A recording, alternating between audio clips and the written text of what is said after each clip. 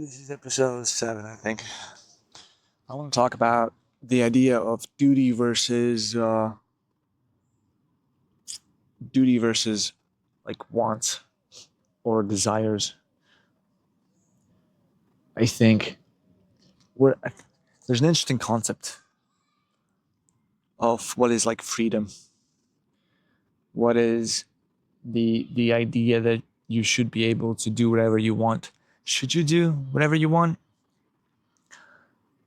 Because it seems so counterintuitive. I remember when I was growing up, I think in the teen phase, right before like turning 20, before that, I think 20 was like a turning point in my life where I actually started taking life seriously. I think 21 actually. 20 was still crazy. Yeah, 20 was still wild. But before then, I think all my mindset was so bizarre looking back. It was all about freedom. It was all about doing whatever I want. And at that time, it was like resting. And at that time, it was like chilling on the beach, drinking mojitos, traveling the world with my friends. I remember watching like David Dobrik at the time. And I think had the coolest lifestyle ever, right? All he does is make funny jokes and record vlogs, and he can travel the world and have these cool stuff. And yeah, I was imagining my life like that's the perfect life, right? Just indulging in my every whim, doing whatever I want, having all the parties and having all the experiences that I ever want. As time progressed, something different kind of creeped in. I don't know how this landscape will evolve, but I just want to be as keep it a buck as much as I can in these videos. Back when it was like 2020, 2021, I think a big turning point in my life was also all the red pill guys. At this point, I've kind of went, looped a bit around. I've went back to the middle, but during that time, 2021, I was definitely influenced by the red pill community, Andrew Tate's and everything of the sorts. And yeah, they were like, obviously they preached a lot of things, right? But the thing that actually caught on to me was the idea of duty and sacrifice. That if you're a man, you have to sacrifice, and if you're a man, you have to uh, do the things that you have to do to take care of your family, to take care of your woman, to take care of the people that depend on you. Basically, have your needs met at the last, right? Prioritize everything else. And I really, really took hold on that. I really kind of started resonating with that instead of my previous mindset of the internal freedom. I took really spun around and really radically as well. I think it happened when I started taking care of my body. Interestingly, I think there's this interesting study on the internet as well where people like jacked guys, people who keep in shape, who are actually physically capable, tend to be more right leaning than left leaning. It felt like one of those things where once I stopped drinking, once I started working out, when I started like really investing in my body, when I started feeling capable and strong, all of a sudden, I just started neglecting these ideologies of freedom and that everyone should do whatever they want, and that everyone should be kind to each other and share everything. It sounds bad. I actually really believe in charity, but back when I was still, those 18, 20, those developing years, I was really into the ideas of like equality and yeah, sharing and social kind of benefits and stuff like that. I had the naive concept of, hey, if everybody allowed everything and nobody judged anybody for anything, everything would be great. Why are people going around judging things? And yeah, and I think it was really interesting because when you get capable, when you have things, when you get capable of actually defending your things, all of a sudden you get that vibe of, no, I want my things. I want to earn them, right? I want to take care of them. I want to protect them. They're mine things. Or people, obviously. Um, I don't want to get too political, but it's just a thought I had. And by the way, I'm a strong believer in like everything kind of regresses to the middle. Um, I'm not really that lenient on either side. Depends on the fucking question. It's a case of political climate kind of really polarizing everything. But I don't want to get into that. What I really want to touch on is yeah the fight between duty and like the freedom. I saw this monk on one of the podcasts. Don't remember who hosted it, but you know the guy. He's like this Tibetan monk. He's bald and he's like really stern and really stoic. And his, I wish I knew his name, man. I have to start researching this before I record these. But he told this phrase where he's like, your body uh, wants to rest, your body wants to be happy, but your mind. So wait, it was like your body needs to work out, right? Your body is doing the thing. Your body is uh, eating good food. Your body is meditating. Your body is doing the work, you know. But your mind is fighting it all the time. Your mind is telling you to be lazy. Your mind is telling you to do the lazy thing or to do nothing or relax, take a break. Your mind is actively fighting a good thing for you. Then are you really free? If your mind is controlling you and not allowing to actually for you to like exercise, not allow your body to actually do the movements it should be doing, not allowing your body to do the work that it needs to be doing, um, your mind is kind of fighting it. So are you free? Is your mind free that you are forcing yourself to do it? Or is your body free to do what it needs to do if your mind is all the time pulling back?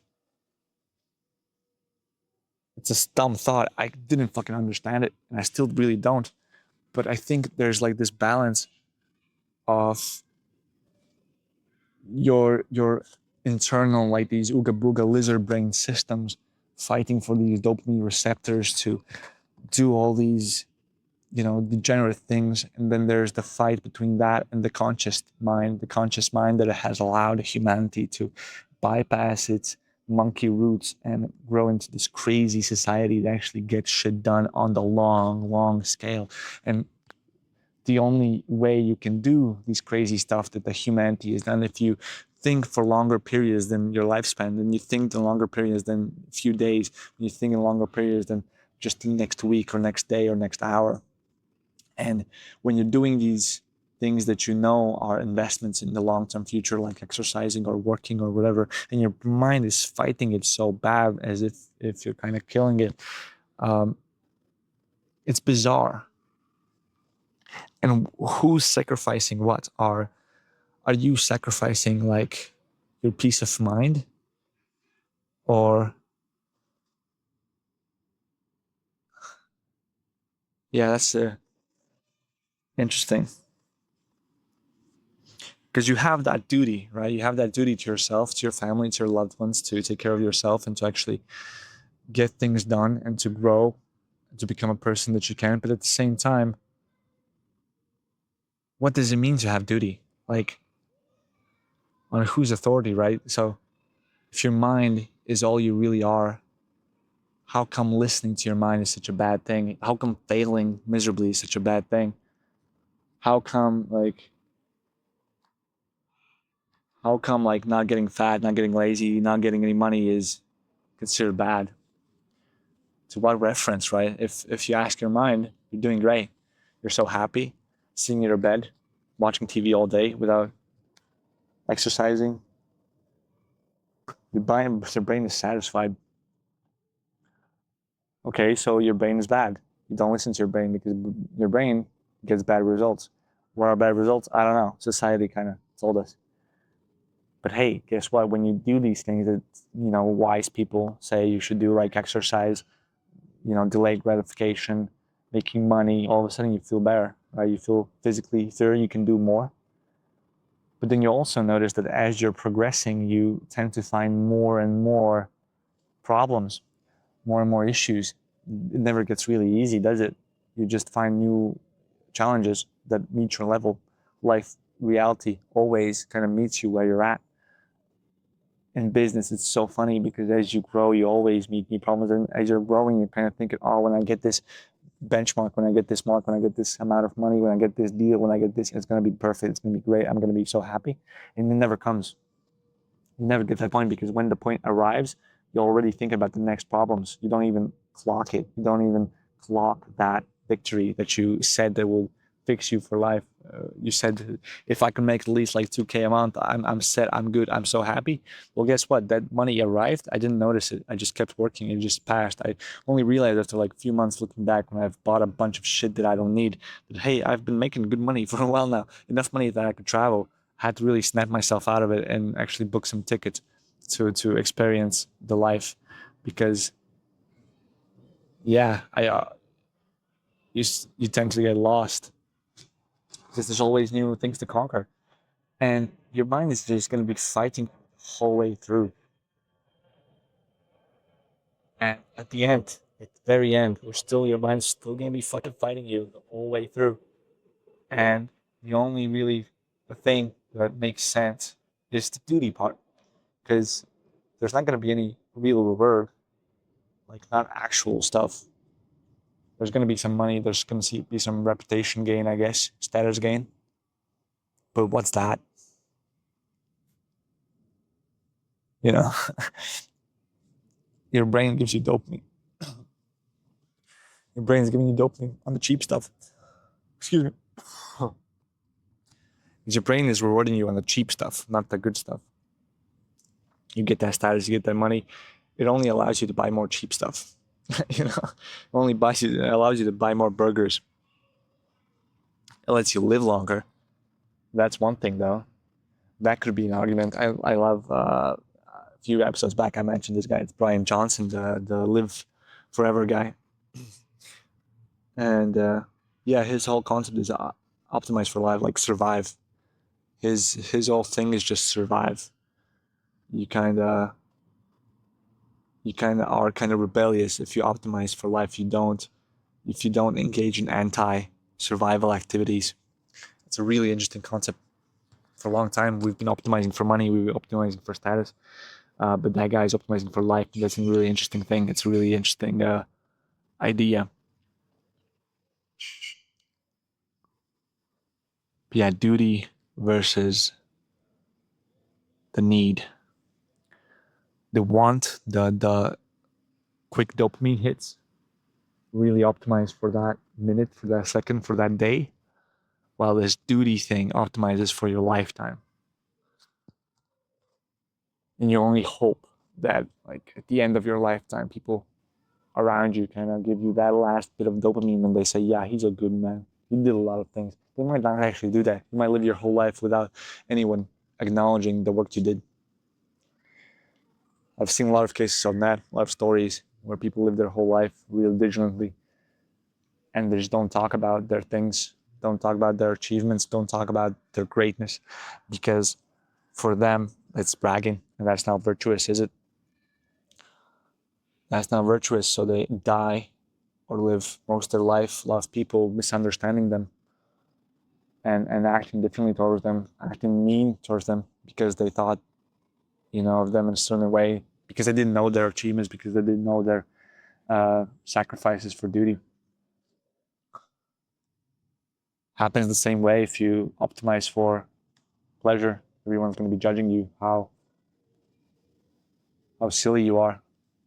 But I guess what happens is that you're going to regret it either way. Well, not regret it. You're going to be disappointed in the outcome either way, I think. You're going to be disappointed in if you invest all your time in those low ticket, dopamine hits, because then you're going to realize that, you always need more. It's never enough. You're going to wake up one day, your life ruined because you optimize for these short-term things, and you're still going to realize it's never going to be enough. And then if you optimize for the slow grind, if you delay that gratification, you keep grinding, well, fuck, it's still not enough. It's still never going to be enough. When you arrive to that destination, when you do that delay gratification thing, actually get something, guess what? It comes and it goes. The input comes and goes. So I guess the delayed gratification at least gives more opportunity to serve. I think delayed gratification, the duty thing, gives just, it optimizes for something other than yourself. And I think at the end of the day, at the end of the deathbed, you're going to be looking around and thinking, oh, all this bullshit that I've been doing is completely useless. all the time, all this time, the only thing that really mattered is just spending time with my loved ones and loving and charity and laughing at funny jokes, laughing at your old silly stories, sharing bread with your fellow humans, playing with your children, I suppose. Joys of life, joys of little things. And then it's all gonna be just look silly in comparison. All this worrying about providing and whatnot really is just a means of getting more people close to you and keeping them close and keeping them safe and keeping them happy. Once you kind of start thinking about serving rather others than yourself, yeah, it kind of becomes obvious, I guess, if you go through that lens. When you stop being selfish, when you look for just a way to serve. I guess that's like God's way, the religion's way. I'm not that religious, but I really appreciate religion. And that's kind of what they preach, right? And yeah, I think the delayed gratification thing, if done right, allows you to serve people. I think now, as a culmination of this episode, the thoughts that came to my mind are that either you have fun or you optimize for duty. You just have to realize that it's not about you. If you make it about you, you're gonna fail. You're gonna be disappointed. As long as you don't make it about you, as long as you appreciate where you're at with the people you're at, because I think it's all about people. I think you're gonna be more satisfied about stopping and being grateful for the loved ones you have than it would ever be either way, either by the success or the status or the money that you're gonna get or the body you're gonna get or wherever, and by the cheap dopamine stuff. You can go bad on either direction. You can reinvest the resources you get from the delayed gratification, the wrong things, and not invest it back into the things that matter, which are serving. And at the same time, you can obviously really fuck up your life by doing the cheap dopamine stuff. So yeah, that's a really cool conclusion. So yeah, another day. I think there's going to be a time where I can express these ideas with an efficient manner that are easy to understand. Today is probably not the day, but it's going to be soon.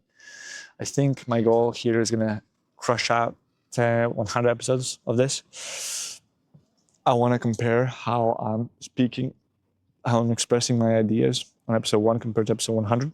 So that's my kind of goal. And yeah, see you around. Bye-bye.